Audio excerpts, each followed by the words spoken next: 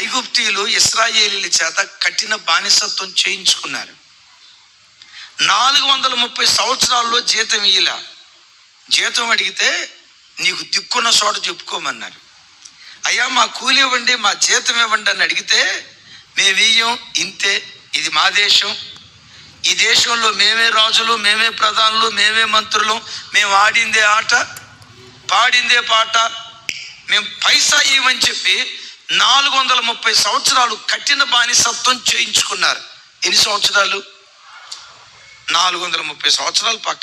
ఈరోజు వాక్యం వింటున్న బిడ్డలారా, మీరు ఎక్కడైనా పనిచేసినప్పుడు మీకు రావాల్సిన జీతం, మీకు ఇవ్వాల్సిన కూలి, మీకు రావాల్సిన ప్రతిఫలం రాకుండా ఎవరైనా దోచుకున్నారా?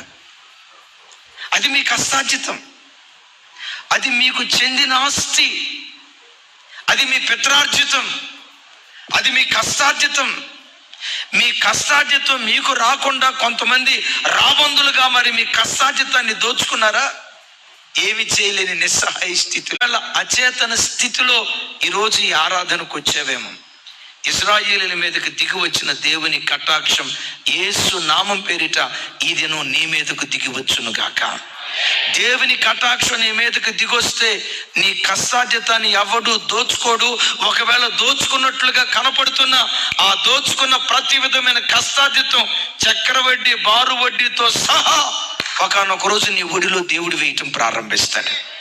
అంటే దేవుని కటాక్షం మన మీదకు దిగొచ్చినప్పుడు, దేవుని కటాక్షం మన మీదకు దిగొచ్చినప్పుడు మన కష్టార్జితం అన్యాక్రాంతం కాదు. మీ జీవితంలో మీ కష్టార్జితాన్ని ఎవరైనా దోచుకున్నారా? మీకు రావాల్సిన ఆస్తి మీకు రాకుండా దాన్ని అన్యాక్రాంతంగా దొంగ కాగితాలు పుట్టించి దాన్ని ఆక్రమించుకోవాలని ప్రయత్నం చేస్తున్నారా? నా చేతులెత్తి దీవిస్తున్నాను, యెహోవా కటాక్షం మీ మీదకు దిగి వచ్చును గాక. ఆయన కటాక్షం మీ మీదకు దిగొస్తే ఒట్టి చేతులతో పొర్రపాటున దేవుడు మిమ్మల్ని పంపడు.